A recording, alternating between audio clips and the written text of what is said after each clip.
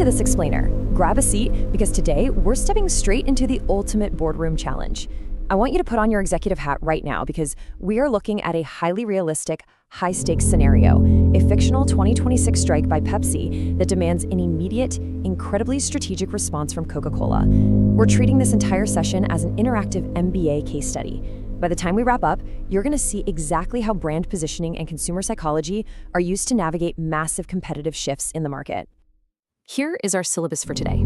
First, we'll set the scene for the 2026 landscape, deconstruct the enemy strategy, dive into a classic SWOT analysis, and then build our counteroffensive before making a final strategic decision. I really want you to imagine you are Coca-Cola's global brand head as we navigate through these high-stakes analytical frameworks. Section 1, the 2026 Cola War returns. Let's dive right in. Picture this, it's April 2026. The world's most famous marketing rivalry is suddenly back in the headlines.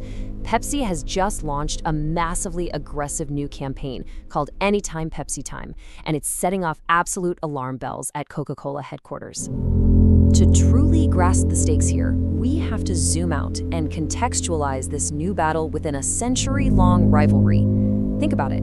These two beverage giants have been going at it longer than some modern nations have existed. From the infamous blind taste tests of the 1975 Pepsi Challenge to the massive celebrity wars and Super Bowl commercials of the 1990s, right into the digital marketing era of the 2010s, every generation witnesses a new chapter. And now, history is repeating itself in 2026.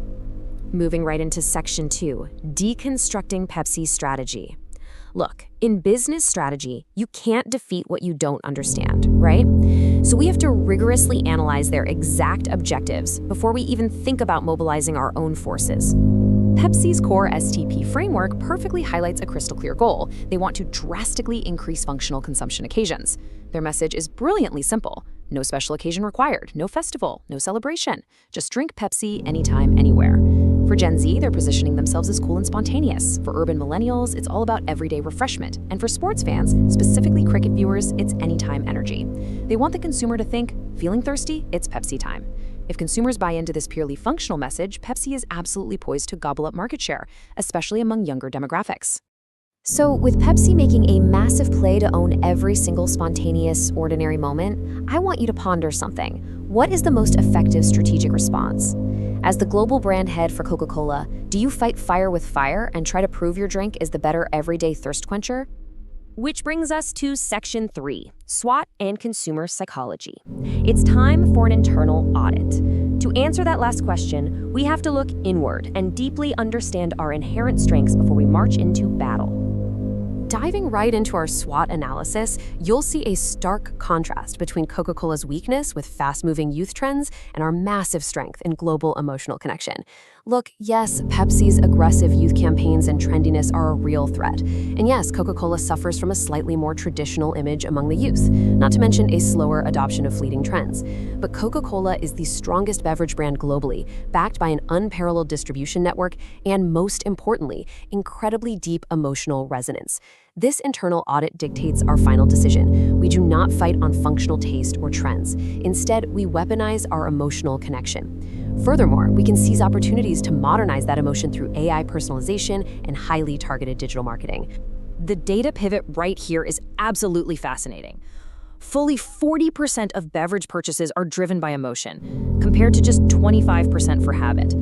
Consumers don't just buy a cola.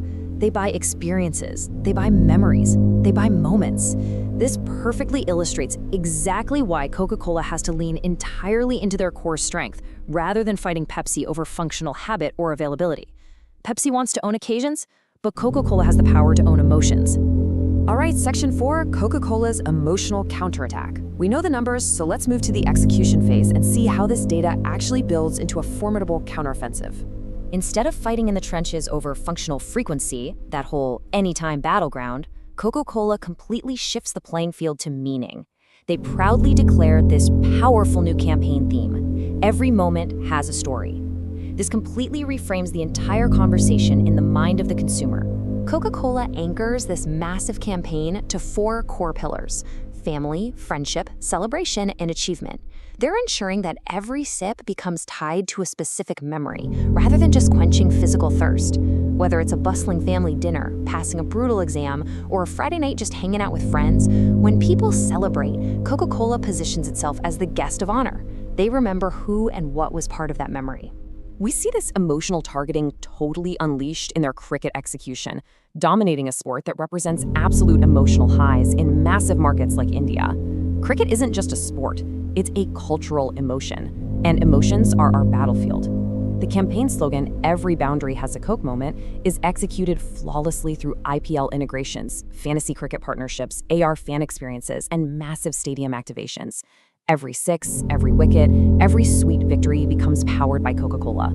And this emotional targeting bleeds seamlessly right into the festival calendar. Think about it. While Pepsi is desperately fighting to own a normal, boring Tuesday, Coca-Cola strategically positions itself to own Diwali, Holi, Christmas, Eid, and New Year under the banner of Celebrate Together. They are intentionally anchoring the brand to the absolute highest emotional peaks of the entire calendar year. Now, because modern marketing is all about spending smarter, not just spending more, the capital allocation proves the boardroom is 100% committed to this strategy.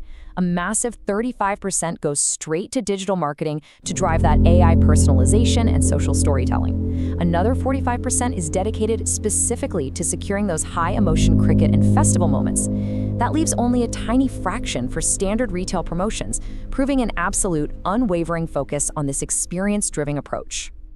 Moving into Section 5, Pepsi versus Coca-Cola strategies. Let's take a quick step back and look at the macro view of how these two distinct approaches clash in the marketplace. So the crucial point really boils down to this fundamental dichotomy between Pepsi's functional trendiness and Coca-Cola's emotional brand love. Pepsi pushes anytime consumption, focusing entirely on frequency to a youth audience. It's a highly functional play. Coca-Cola, on the other hand, positions for emotional moments, focusing on deep connection across all generations. The takeaway here is profound. Pepsi can own thirst, but Coca-Cola can own memories. Finally, Section 6, Final Decision and Takeaways. Let's wrap up our boardroom exercise by reviewing the projected outcomes of Coca-Cola's emotional strategy. If executed effectively, this counterattack pays off big time by turning every single consumer into a storyteller through digital challenges like the hashtag #MyCokeMoment on TikTok and Instagram, customized AI bottles, and personalized greetings. Coca-Cola secures long-term emotional equity. They don't just see a temporary spike in sales. They achieve significantly higher brand engagement, immense social media reach, and far stronger customer loyalty. They've effectively neutralized the threat by refusing to play Pepsi's game, and instead completely changed the rules of the war. The greatest marketing battles are never won simply by attacking competitors. They're won by creating unbreakable consumer relationships. Consumers might forget an advertisement, but they never, ever forget a memory. So, as we wrap up this explainer on the 2026 beverage wars, I'm going to leave you with this final thought. If you were sitting at the head of that boardroom table, which strategy would you bet your brand on? The functional frequency of an everyday habit or the deep, enduring power of an emotional connection?